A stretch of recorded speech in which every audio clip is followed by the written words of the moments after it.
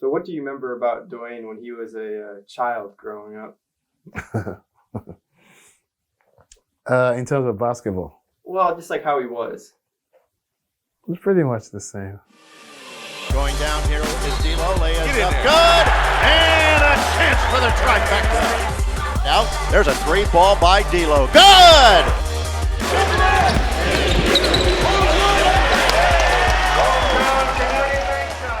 In the beginning, he was a football kind of guy. But this is probably because football is big in England. If you've ever played football in England, it's pretty rough. You're pushing, you're shoving. There's a whole lot to do with it. And I did other sports too. I did capoeira.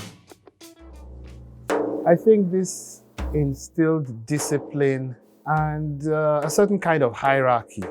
You have to be really nimble. You have to be agile. You have to be on your toes because it's a Brazilian martial art. I think it helps a lot on the basketball court because I can get into small gaps on the court and just move around and finish around people. Lends you to listening and being respectful to elders in a certain environment, as well as keeping your focus on certain things and doing them over and over and over. So I think that played a large part.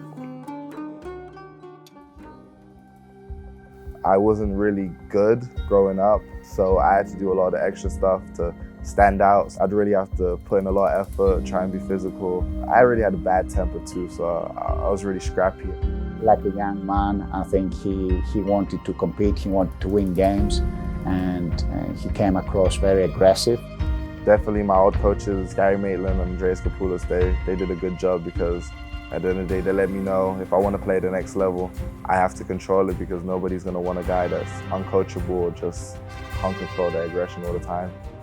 He just wanted to win, and it was very important for him to learn how to do things on the court and how to be competitive in the right manner, and he definitely developed from those early days in that regard.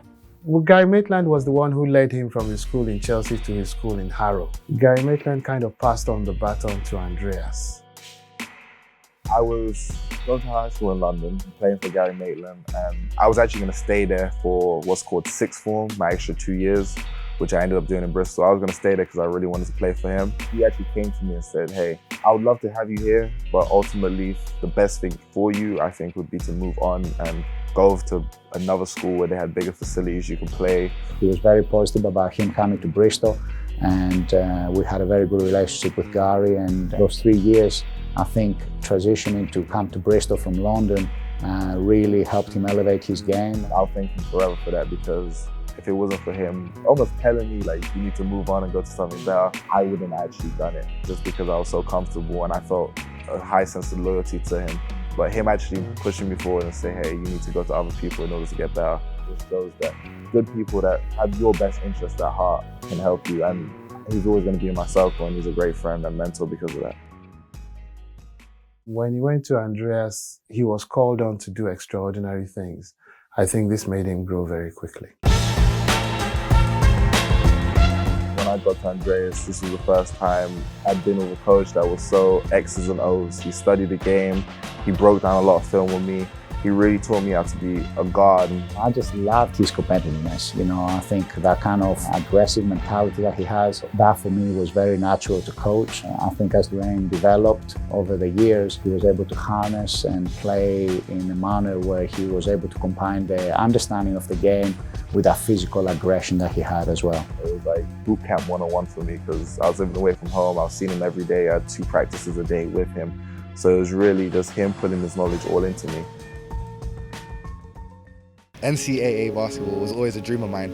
I've always wanted to go up to America, and I'm just excited that I can actually say I'm fulfilling my dream, playing at a very good school in a very good conference. Coach Wardle has a lot of players that have played professionally in Europe and even in the NBA. So when the opportunity came with Bradley, for him it was a no-brainer. It has been always his aspiration to come and play in the States. For us, you know, at the age of 18, Dwayne had developed a lot with our program, and it was the natural progression for him, really. He was able to play men's basketball with us at club level, and to be able to go and do that in the States. I actually got to visit Bradley University, and when I visited Bradley University, they paid for me and my mom to come, and we just had a phenomenal visit. I loved the campus, I loved the facilities. When we recruited D'Lo, we got the job in early April, and we had a lot of scholarships within 2 weeks, and D'Lo was a young man. We got some film on from his coach. I really enjoy the coaches and love their philosophy of trying to change a program around. And we got to bring him over, and in that time you can work out seniors, and so you can put him through an individual workout on his visit. But we fell in love with his personality. You could tell he was a worker and a hard worker and a competitive young man. And it really sold me on the dream, hey, you can be able to change the program and really have an impact on it. That's something I wanted to do. I didn't want to just come over to another school and be another player. I wanted to have my imprint on the school. Watching a kid like Dwayne grow, I think now thinking about it, must be rather like maybe going to the river or maybe going to the lake with a toy boat or something. So I think you kind of let it go and just watch over it.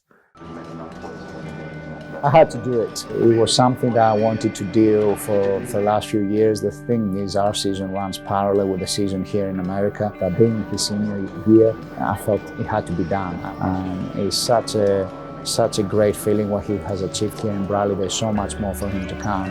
And I felt I had to be here with him. I think he's really appreciative of it. And it means a lot to me as well, to see him where he was at the age 14, 15, and where he is right now. He came in mature, but now he's leaving a full-grown man now. I've seen him grow, I think, in his work ethic. I've seen him grow in how he handles the little things outside the court. I've seen him grow as a student. He'll be a guy that I think the program will always remember for his motor, his toughness on the floor, but off the floor, his smile, his energy, and being the same guy every day. Dwayne Lautier-Ogunleye is over 1,000 points for his Bradley career with that triple. It's phenomenal because I've seen him take this journey.